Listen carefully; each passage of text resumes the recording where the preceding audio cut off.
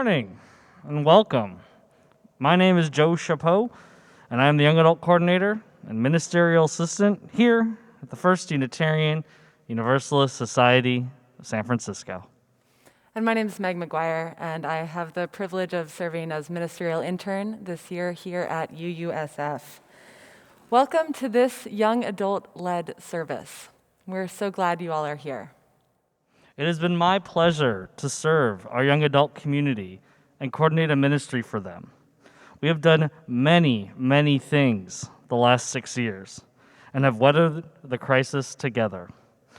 Over 40 young adults have become members of our congregation since I started, including several who joined during the pandemic. You may remember the last young adult-led service in August of 2019, which was a project of the Young Adult Ministry Committee here. This service, though, is born of a recent class for young adults focused on UU Theologies. As we studied together over the course of 6 weeks, we reflected on the theological legacies of our living tradition and the ways that leaders in our movement have been continually adapting and repairing and reclaiming these legacies. It became abundantly clear that theology is a work in progress always, and something that we co-create in an ongoing way. And it is part of how we honor where we've come from, how we ground in who we are and must be today, and how we live into who we are becoming. And it's this simple reminder that becoming is always ongoing and always shared that blossomed into the theme for today's service.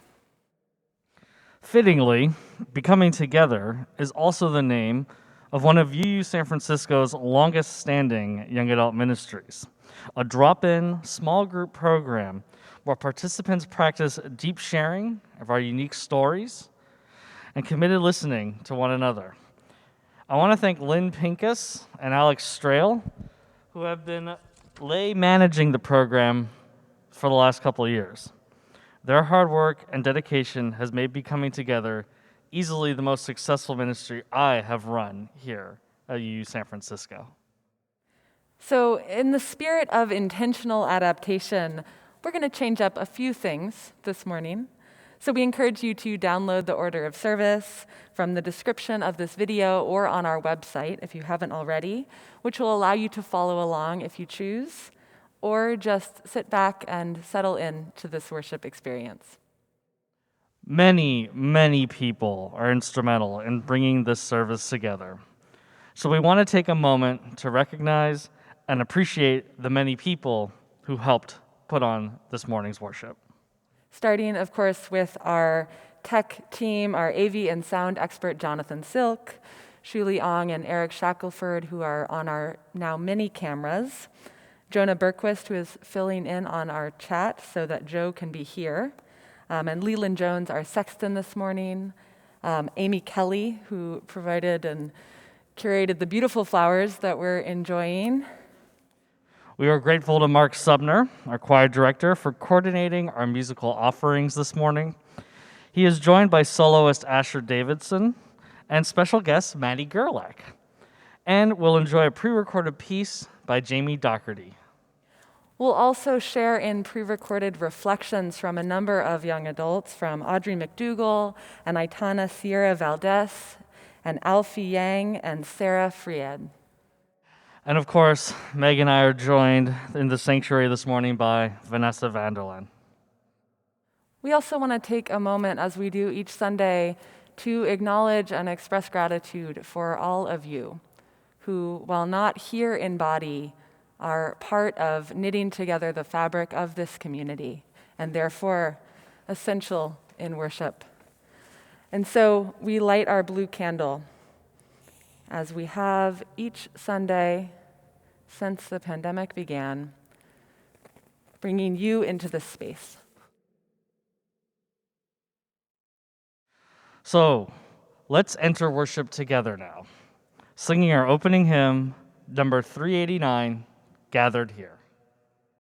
Gathered here in the mystery of the hour, gathered here in one strong body, gathered here in the struggle and the power, Spirit draw near, gathered here in the mystery of the hour, gathered here in one strong body, gathered here in the struggle and the bond, Spirit draw near, gathered here in the mystery of the hour, gathered here in one strong body,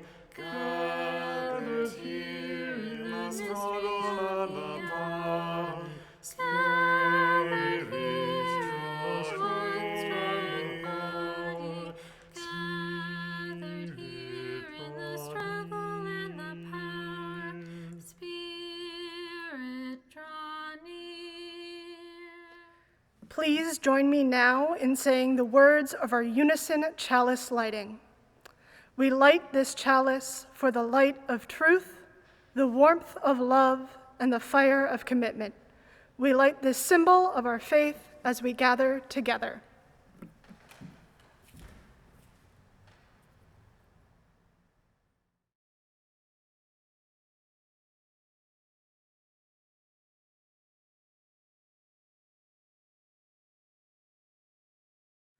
All right, we got a few brief invitations for everyone. In your order of service, in addition to the information about today's worship, you'll find information about many upcoming events and offerings in this congregation, opportunities to connect with others, to learn, and to practice together. I hope you'll read through and consider joining any of them. I want to draw your attention to just a couple key items. Whether you're a newcomer or a longtime member, you're invited to join us for the Zoom coffee hour after the service. These days, you'll find that in addition to the regular opportunities to connect with members and friends of this community in small groups, there are special breakout rooms, a conversation led by Donald Matuson to discuss today's sermon, and a special breakout room led by an 8th Principal Task Force member. Today, it's Cal Ball and Judith Stoddard, where you can learn about and reflect on the 8th Principle and what it means for UUSF. In addition, this Friday, April 23rd at 3 p.m., Faith in Action is holding a vigil for respect and dignity for all San Franciscans at the Mayor's Office of Housing and Community Development. The vigil calls for a just and accessible process for the city's rent relief program. Reverend Vanessa and Meg will both be there. Next Saturday, April the 24th, at 7 p.m. is the Pagan Interest Circle's annual monthly full moon ritual. They invite you to an earth-honoring ritual during their regular time, which falls just after their Earth Day. More information about the event and how to attend can be found in the order of service. That is all I want to call your attention to at this time. I invite you to read through the rest of the order of service and check out these and other upcoming events. In our theologies class, we are constantly reminded of the beauty and the challenge of our theological diversity. We didn't always agree, sometimes on small things, and often big ones, but we stayed in conversation. And we talked a lot about what it is that holds us together as Unitarian Universalists. Without a creed or uniformity of belief, it is the promises that we make together that keep our community together. Some of these are expressed in our congregational covenant. I invite you now to join me in saying aloud this simple and difficult affirmation of how we strive to be together. You can find the words printed in your order of service. Love is the spirit of this church, and service is its prayer. This is our great covenant, to dwell together in peace, to seek the truth in freedom and to help one another.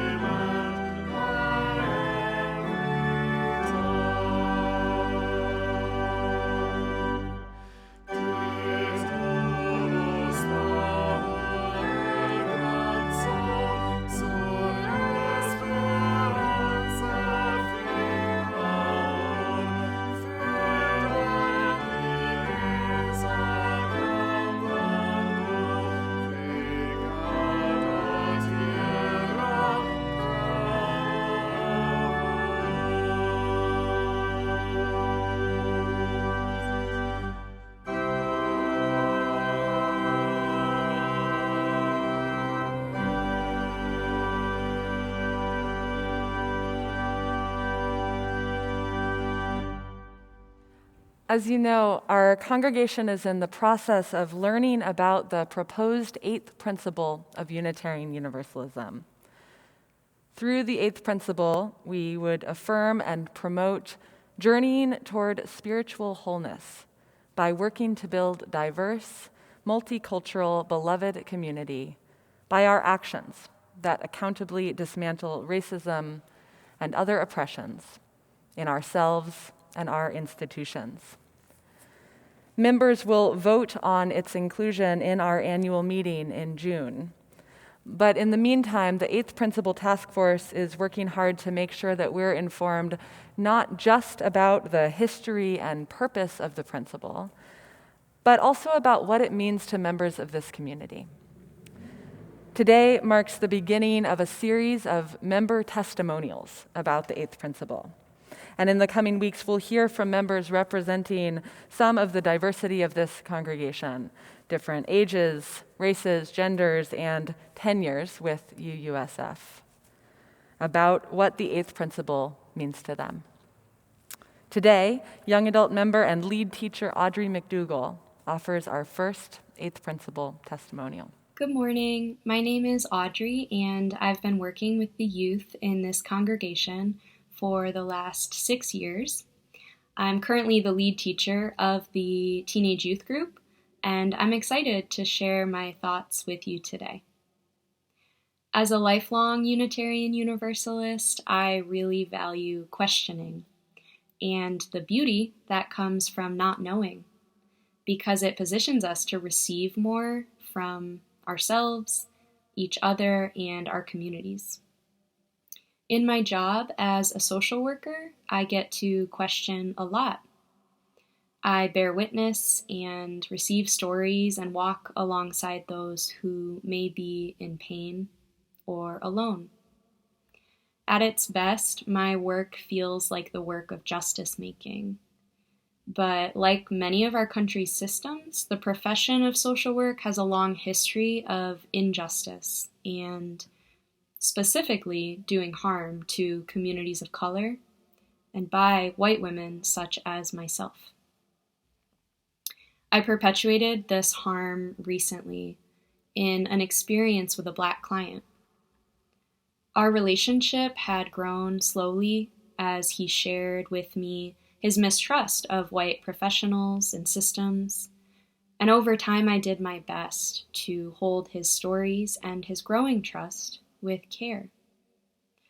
But one day I made a mistake. A seemingly small one, but it wasn't small to him, and he let me know.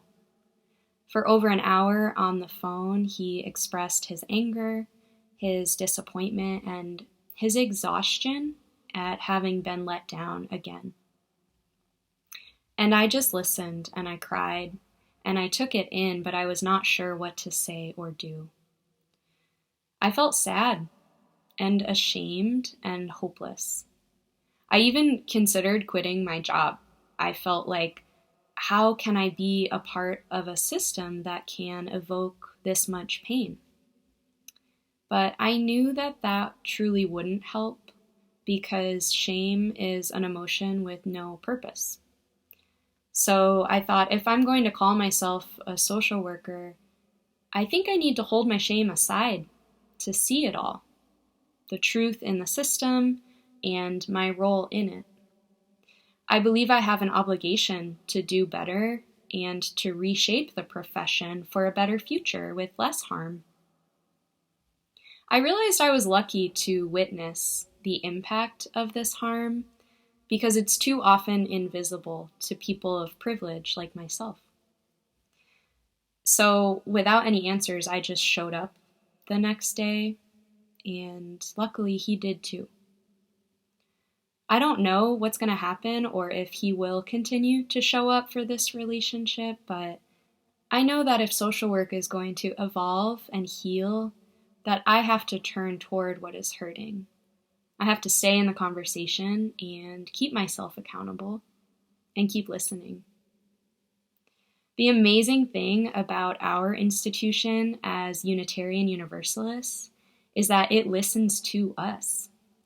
We have an active, alive relationship with our church, and it ebbs and flows directly with the calls of its congregants. It's not fixed or rigid, like some systems in this country that may be stuck in the past. It can evolve to meet the needs of the time. And what greater need right now than addressing racism? So I'm proud to be a member of a religion that challenges us to grow, and I know that it can't grow without us. We are lucky to have voices in this community that are shining a light on harm that has occurred, that is occurring, and also on a way forward with our 8th principle. We get the amazing opportunity to listen and learn and open our doors wider to a more inclusive love. The 8th principle won't solve racism, but it can set our faith on a course toward greater justice. It's meaningful to me as a social worker, as a Unitarian Universalist, and as someone who isn't done learning or growing. I'm inviting others to come along on this journey, and I'm excited and grateful to our beloved community for doing this work together. Thank you.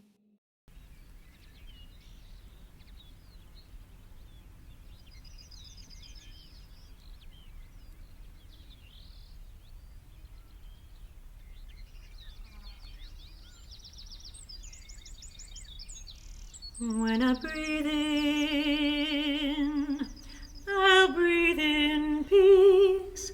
When I breathe out, I'll breathe out love. When I breathe in, I'll breathe in peace. When I breathe out, I'll breathe out love. When I breathe in, I'll breathe in peace. When I breathe out, I'll breathe out love. When I breathe in, I'll breathe in peace. When I breathe out, I'll breathe out love. When I breathe in, I'll breathe in peace. When I breathe out, I'll breathe out love. When I breathe in, I'll breathe in peace. When I breathe out, I'll breathe out love.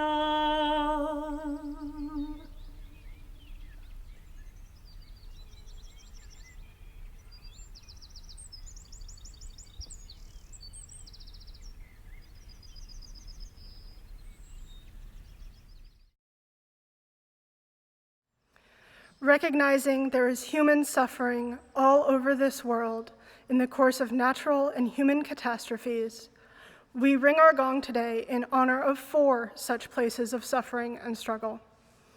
As we have since July of 2019, we ring our gong first for the lives held and lost in federal custody in our detention camps. We ring our gong for the more than 500 children now permanently separated from their families, for all people held without charges, without transparency, and without some of the most basic human rights. For all who bear the brunt of this repeat of some of the most shameful chapters in our nation's and our world's history of xenophobia, racism, and greed. We ring the gong 7 times for this week of days in which these violations have continued. We ring our gong additionally once for the losses this week to COVID-19, losses of life, of security, of connection. We hold in our hearts these losses, and we name with gratitude all who have been on the front lines throughout this pandemic, and all who are working to get the vaccine produced and distributed and administered around the world. We ring our gong additionally once this morning for the 8 people whose lives were lost to gun violence this week in Indianapolis, in a tragedy that feels all too familiar. We ring our gong for Dante Wright, for the greater Minneapolis community, already steeped in the pain of police violence, reliving the trauma and grief of George Floyd's murder. We ring our gong for 13-year-old Adam Toledo, and for the Black people and people of color across this country living today with one layer more of grief and fear with yet another loss, for the inconceivable toll of this reoccurring loss on body and spirit. May we keep those we have named and their loved ones in our thoughts and in our prayers, and may we ease the tide of human suffering this coming week, howsoever we can.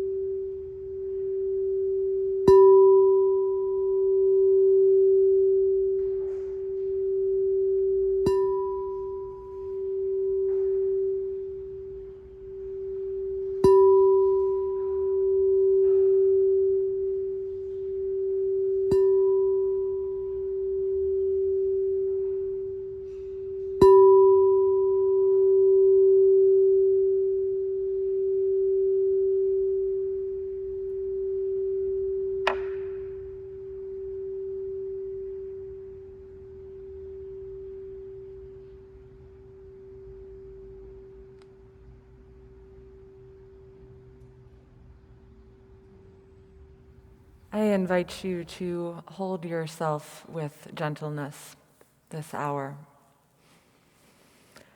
In this time with multiple compounding losses, prolonged and acute, personal and collective, if you find yourself disturbed by what counts as normal, if grief swells up in you unexpectedly, know that this is not only okay, but an expression of your love. If you find yourself numb or your heart closed off, know that this is not only okay, it is enough. I invite you into this delicate paradox, honoring what is, allowing wherever you find yourself, holding it all with compassion, and remembering that we are powerful. That we are constantly changing and transforming. As we enter into this time of shared silence, I invite you to hold yourself gently in this paradox and let yourself feel the tender nudges toward your becoming.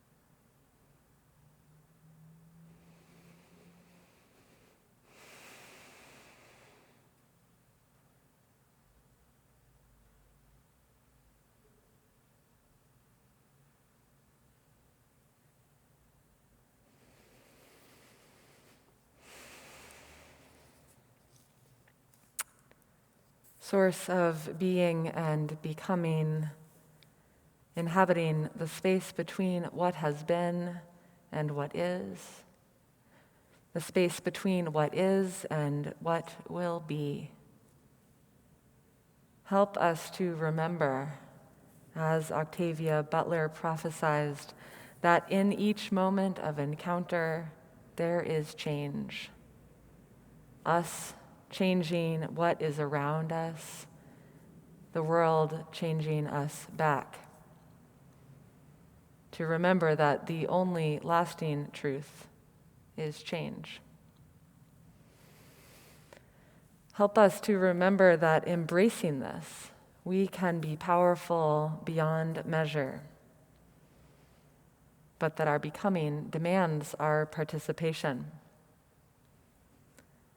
Help us to remember that the world is always being remade, but how it will be depends on our co-creation.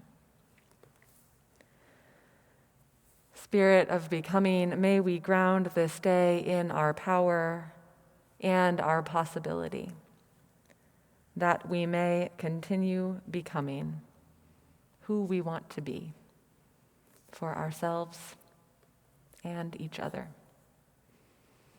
May it be so. I invite you to join me now in singing hymn number 1003, Where Do We Come From? Where do we come from? What are we? Where are we going? Where do we come from? What are we? Where are we going? Mystery, mystery, life is a riddle and a mystery. Where do we come from?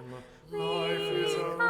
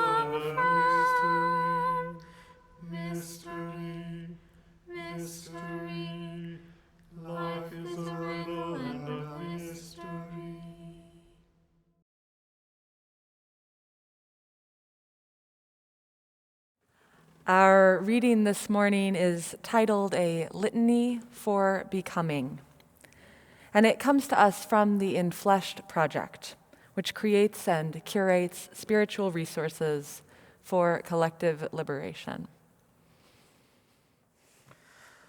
To become is a lifelong process. Nothing is constant, not even the self.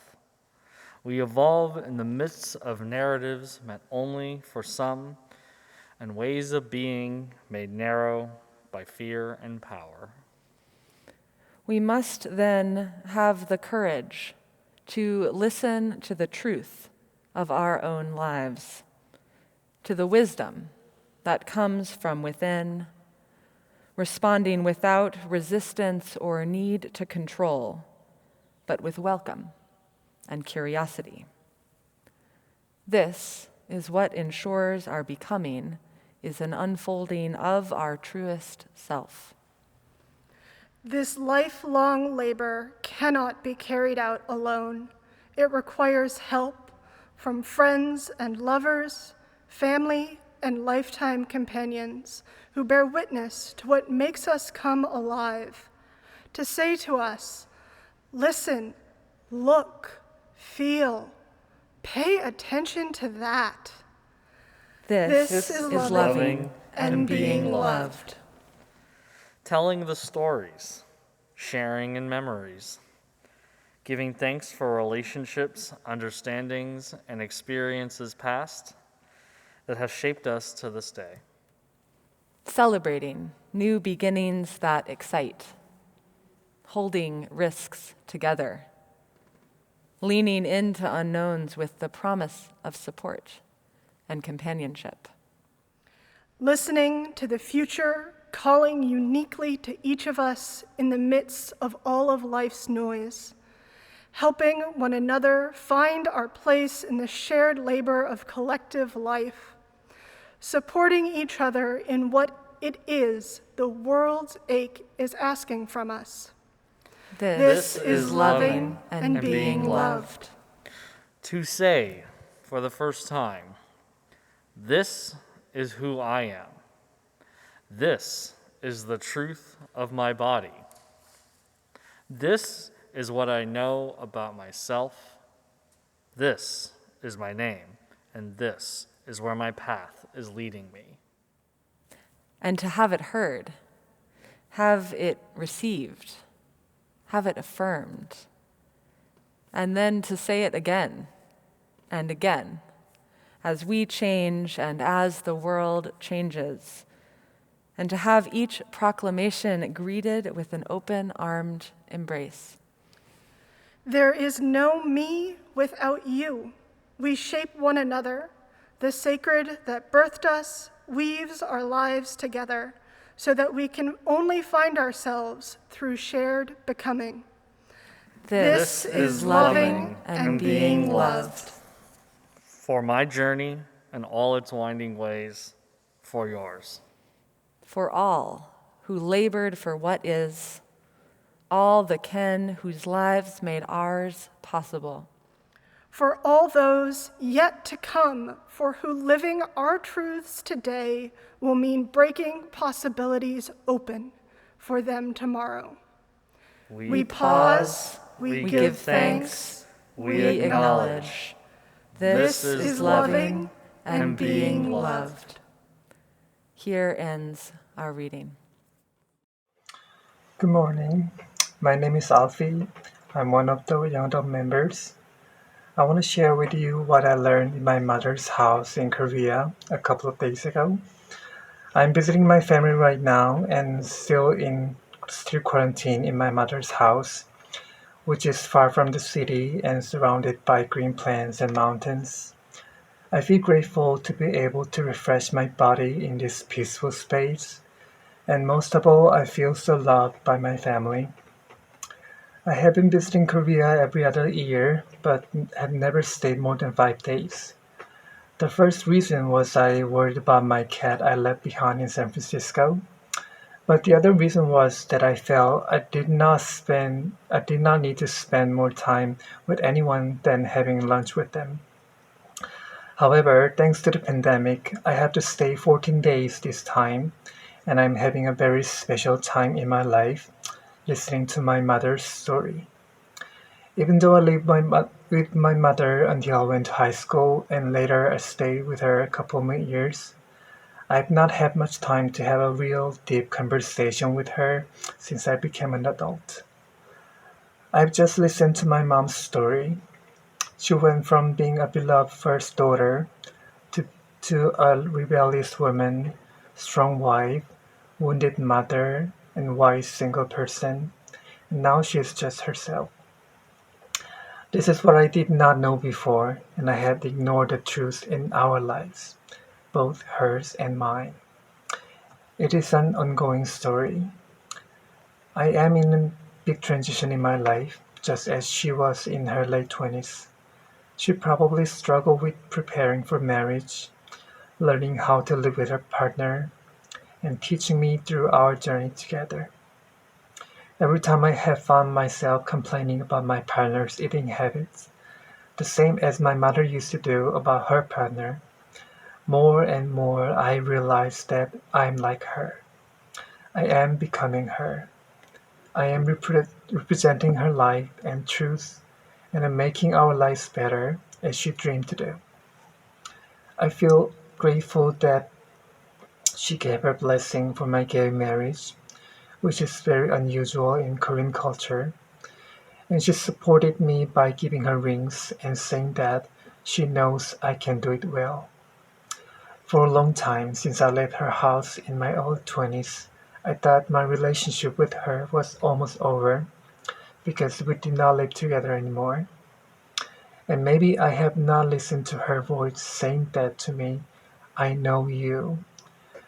During this quarantine, in this very special time, I happened to find the forgotten truth in my life that there is someone who loves me, trusts me, and knows that I can take our lives forward. Even though my life may not be easy and may be full of failures and disappointments, now I'm sure that I can challenge myself because I know that I am her love, her tears, her adventure, and her truth.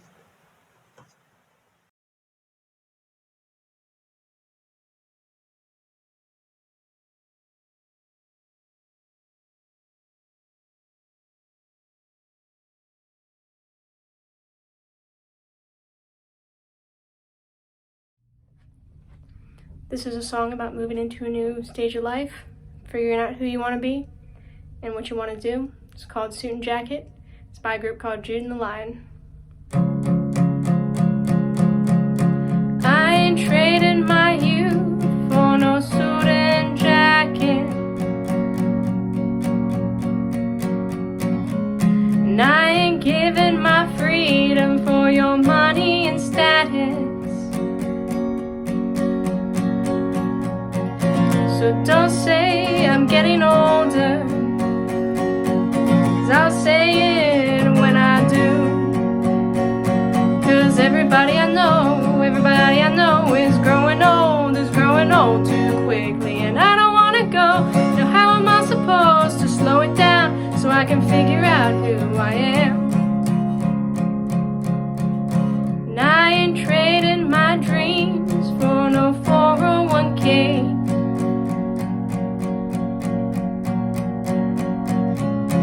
I ain't giving this fire for a cold, cold heart. So don't say I'm getting colder, 'cause I'll say it when I do. 'Cause everybody I know is growing old too quickly. And I don't wanna go, now how am I supposed to slow it down so I can figure out who I am? Yeah, some of us surviving, some of us just roaming, some of us just hoping the water moves slowly, and some of us alive, we're all gonna die one day. Yeah, some of us surviving, some of us just roaming, some of us just hoping the water moves slowly, and some of us alive, we're all gonna die one day. Yeah, some of us surviving, some of us just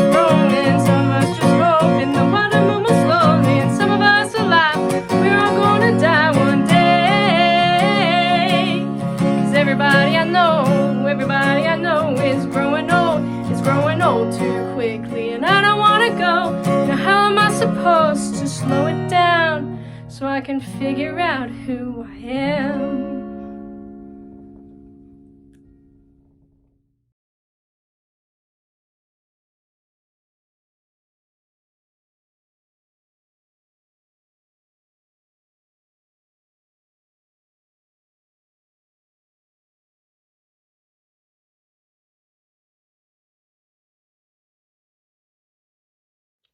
Good morning. My name is Aitana Sierra-Valdes, and I will be sharing a short reflection with you all today. So, the night of the 2016 election, I was curling up next to my father on the couch and said, "Daddy, I'm scared." I was only 14 at the time and had my eyes glued on the news that day, much like many other people. Throughout the whole campaign trail, I had heard empty assurances from my friends and family.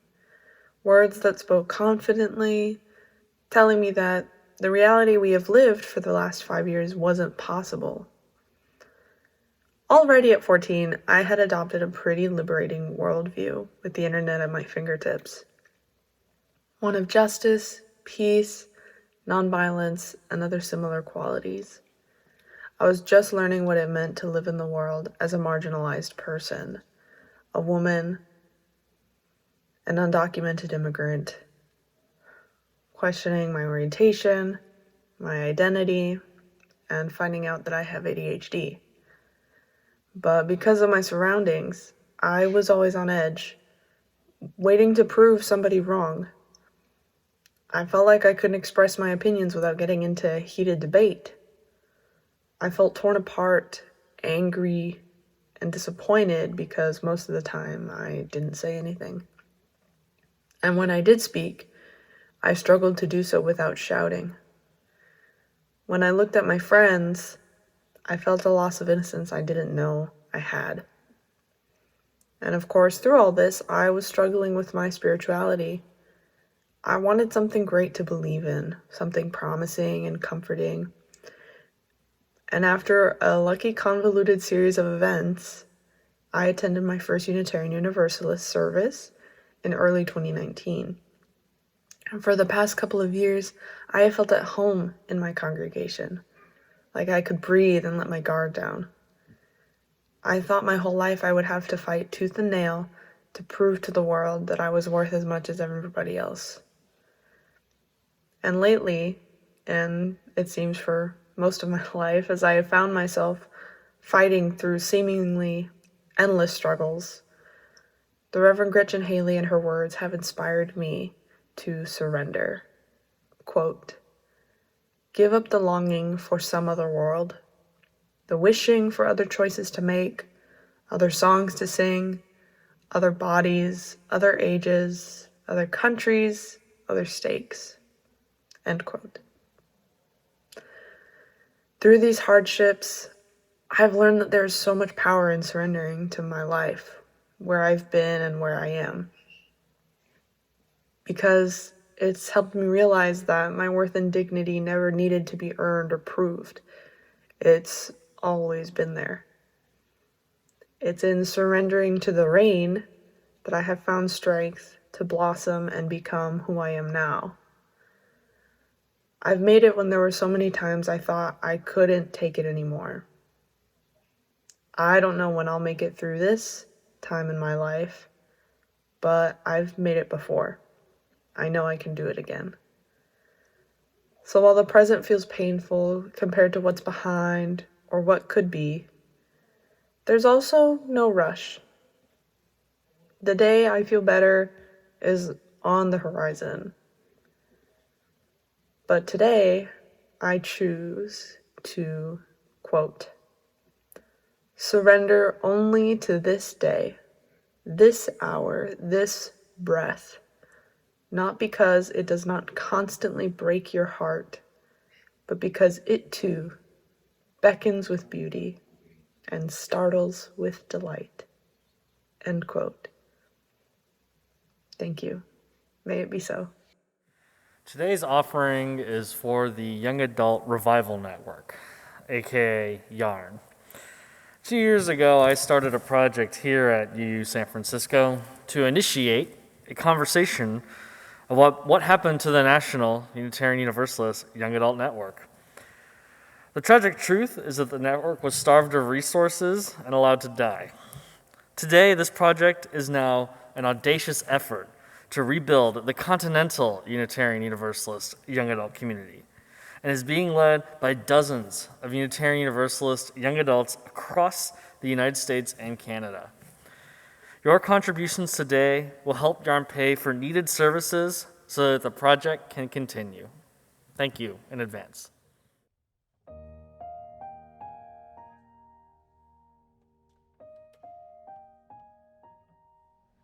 Sometimes I will walk alone. Sometimes I will walk afraid. Sometimes I will lose my step. Sometimes my vision will fade. I can listen to my heart. I can listen as I make my way through the dark. There I'll find everything I need. Close my eyes and let faith lead.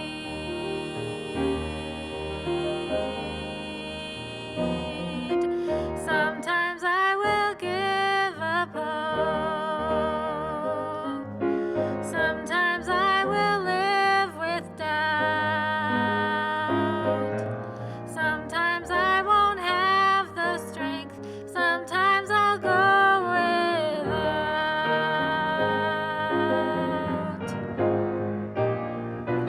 I can listen to my heart.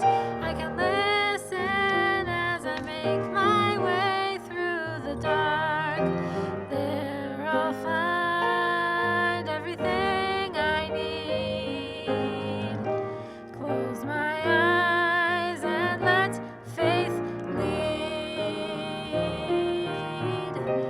If I spend my life waiting behind each door,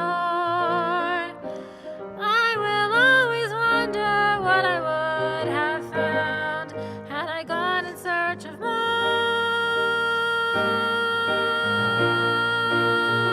I can listen as I make my way through the dark. There I'll find everything I need.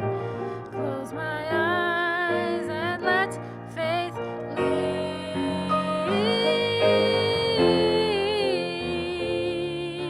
Sometimes I will walk alone. Sometimes I will walk afraid. Everything that I need. Close my eyes and let faith lead. Let faith lead. Let faith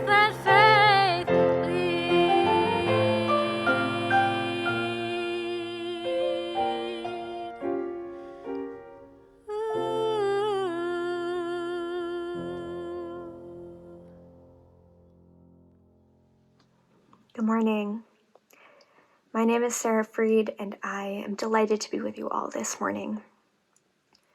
Before I begin, I feel it's important to name that I am writing and recording this reflection in the wake of the murder of Daunte Wright last Sunday at the hands of police, and in the midst of the Derek Chauvin trial, which has caused a reliving of the trauma many experienced this summer following the murder of George Floyd. The work that I'm sharing today is only possible because of the generations of Black activists who have led the charge in addressing the racism in our systems of policing and incarceration. May the memory of all those who have lost their lives to systemic racism remain in our hearts and our minds and embolden our collective work toward liberation. I am currently a Master of Divinity and Master of Arts in Social Transformation student at Pacific School of Religion in Berkeley. For almost a year now, I have been serving on the seminary's Community Safety Task Force, which was formed in response to a spike in police presence on our campus during the first few months of shelter in place last spring. The core of our work has been exploring ways our school can engage alternatives to calling the police. But our longer-term vision is for the institution to make a commitment to abolition, which we hope is not only reflected in our policies specific to campus safety, but in all aspects of our life together, from the curriculum we teach in the classroom to the ways in which we navigate conflict amongst each other. While I can often get caught up in the logistical work, scheduling meetings, managing the budget, coordinating workshops, our work runs so much deeper. We are exploring the gaps between our school's stated values and our actions. We're working to repair the harm that this gap has caused. We're embracing the unknown. We're in a process of becoming. This past school year, our task force partnered with the organization Rigorous Love to host what we've called Sacred Conversations on Safety. Each conversation has centered the voices of a particular population within our campus community: students, faculty, staff, administration, and trustees. I have found these times to be moments of holy becoming, moments when we have engaged the practice of deep, authentic listening and witnessing, as well as the vulnerable sharing of our truths and hopes and fears and anxieties. These conversations have helped me to understand how the work to change our institutional stance on policing is so different than changing any other school policy. This work is deeply personal for everyone who has been involved. For some, it's meant unearthing trauma due to past experiences of police brutality. For others, including myself as a white individual, it's meant grappling with the truth that the reality that was created for them and for me regarding safety and policing is false. Those with positive relationships with the police have found this work to be risky, even upsetting. But in each conversation, we lean into the unknown just a little bit more, knowing that our temporary personal discomfort leads to a community where all can thrive. At the end of our Sacred Conversations on Safety, our facilitator shared this quote from Linda Christensen, which says, "Community isn't always synonymous with warmth and harmony." It is important to remind ourselves that real community is forged out of struggle. This is the crucible from which a real community grows. End quote. This is becoming. The moment when we choose to endure the hard, uncomfortable thing together. When we embrace the growing pains because we know that in the end, they will make us more loving, more caring, more compassionate. Choosing to make the commitment to the work of becoming together is our first step on the journey toward justice.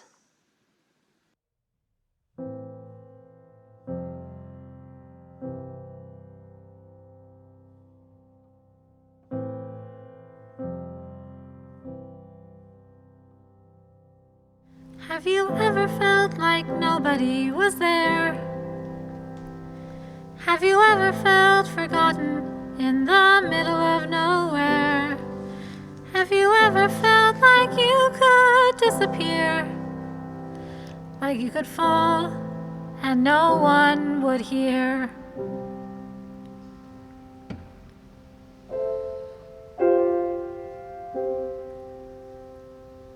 So let that lonely feeling wash away. Maybe there's a reason to believe you'll be okay.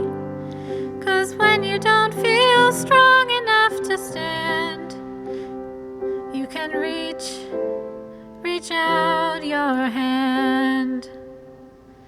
And oh, someone will come running, and I know they'll take you home. Even when the dark comes crashing through, when you need a friend to carry you, when you're broken on the ground, you will be found. So let the sun come streaming in, 'cause you'll reach up and you'll rise again. Lift your head and look around. You will be found. You will be found. You will be found. You will be found. You will be found.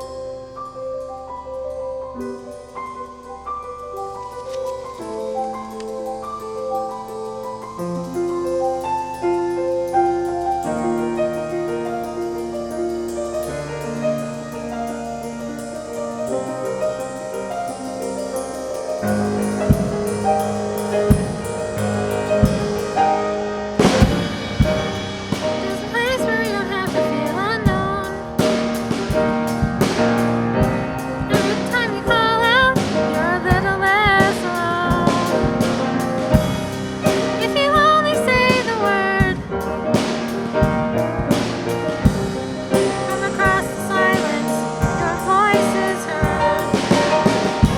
Even when the dark comes crashing through, when you need a friend to carry you, when you're broken on the ground, you will be found. So let the sun come streaming in, 'cause you'll reach up and you'll rise again. If you only look around, you will be found. You will be found. Out of the shadows, the morning is breaking, and all is new. All is new.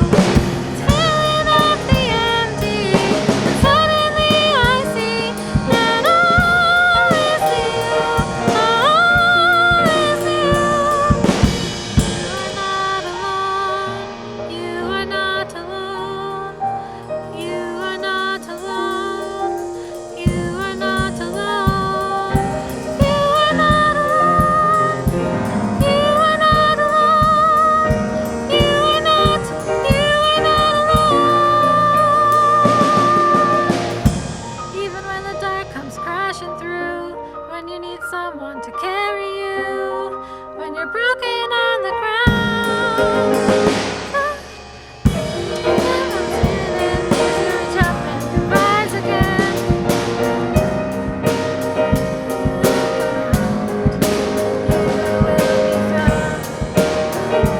You'll be found. You will be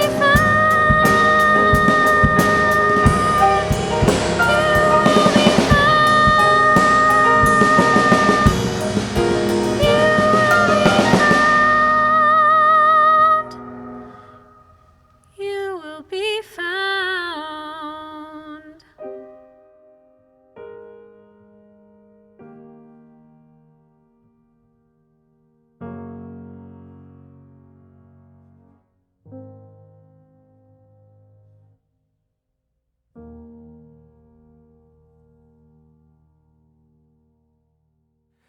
Wow, thank you, Maddy and Mark and Jonathan and Asher. That was amazing. It's a rare treat to have such a performance in the sanctuary.